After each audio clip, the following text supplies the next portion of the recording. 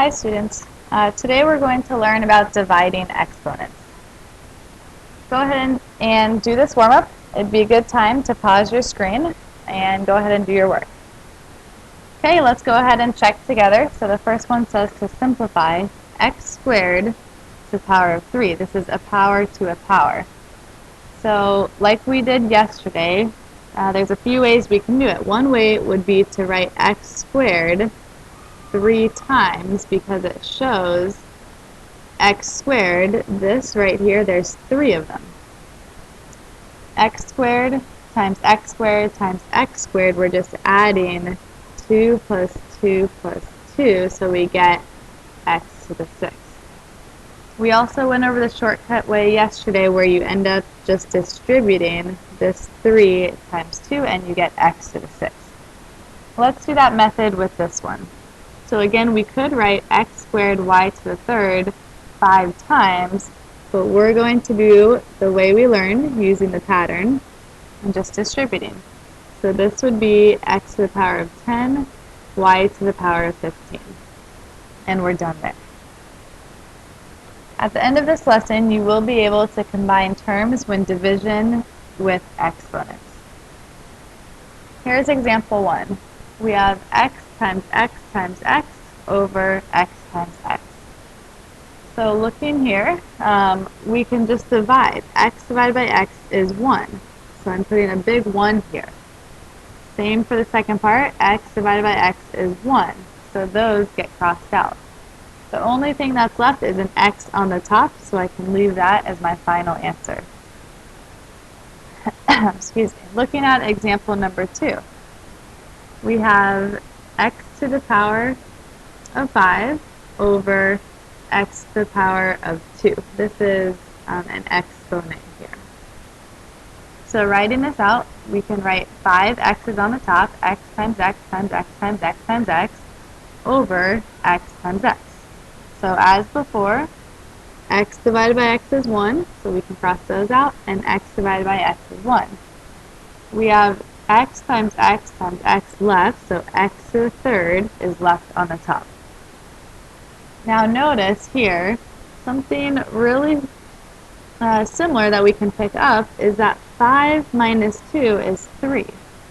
So instead of having to write out all of these x's and crossing them out, we can simply just subtract 5 minus 2 and get x to the power of 3. Let's do this with example 3.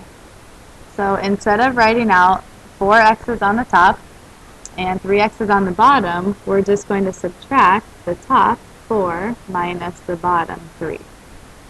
X to the 4 minus 3 is x to the power of 1, which is just x. So let's make a note here. So go ahead and make sure you write this down. When dividing exponents, subtract the top minus the bottom. We need to make sure that we do it in this specific order, as we're taking the shortcut instead of writing everything out here. Okay, looking at example 4 now. So this is combining some of the stuff that we did yesterday also. So we have x to the 5th over y squared, all of it to the power of 3. So first, let's distribute this 3. So we have x to the 15th as the numerator over y to the 6th. These x's and y's are different, so we can't cancel anything out there. This is our final answer. Looking at example 5, we can do the same thing as we did in the last one. Some students prefer to distribute, as I showed you before, and others prefer to actually write this out 5 times.